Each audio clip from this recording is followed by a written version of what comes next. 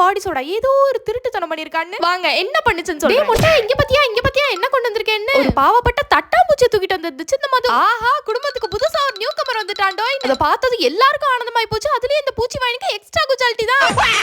சரி வாங்கடா, இவனை வச்சு என்ன பண்ணலாம் ரவுண்ட் கட்டி உட்கார்ந்து யோசிக்கிறப்ப மைக் ஒரு ஐடியா சொல்லிச்சு. தட்டான கல்லு தூக்க விடலாம். தட்டா come on you can do it. தட்டான கல்லு தூக்க விட்டு நல்லா தான் என்ஜாய் பண்ணிக்கிட்டு. திடீர்னு லபக்குன்னு ஒரு கவி தட்டான ஏன்ட்ட கொடுங்கடான்னு தனியா கூட்டிட்டு போய் டீலிங் பண்ணிட்டு இருந்தான் அந்த பூச்சி வாயன். அப்புறம் என்ன கண்ணிமிக்கும் நொடியில தட்டான என்ன பண்ணுன? கழுத்த நெரிச்சு கேள்வி கேட்கவும் தட்டான் தானே வேணும் உங்களுக்கு. இந்த பொந்துக்குள்ள இருந்தாலும் எப்படி இப்ப தூக்கிட்டு வர பாருங்கன்னு வேகமா ஓடி போய் ஏய் கருவாச்சி வாடி என் கூட சேர்ந்து தேடிடின்னு ரிவர்ஸ் கியர் எல்லாம் போட்டு பயங்கரமா தேடிட்டு அலைஞ்சிச்சு. முக்கி வீட்டுக்குள்ள இருக்க அனைத்து மூல முடுக்கலையும் தேடினாலும் தட்டானக்கா. ஓடியாங்க சோஃபாக்கு பின்னாடி பாருங்க, அடியில பாருங்கன்னு போண்டாவும் எவ்வளவோ முட்டு கொடுத்து ட்ரை பண்ணிக்கிட்டு. எப்பா சாமி, குடும்பமா இது எலக்ட்ரிக் சுடுகாடுன்னு அந்த தட்டாம்பூச்சி எப்பயே எஸ்ஐ ஓடி இருக்கும்னு நினைக்கிறேன். ஆனா எனக்கு என்னமோ மேலதான் ஒரு சந்தேகம். உங்களுக்கு யார் மேல சந்தேகமா இருக்குன்னு மறக்காம கமெண்ட்ஸ்ல சொல்லுங்க.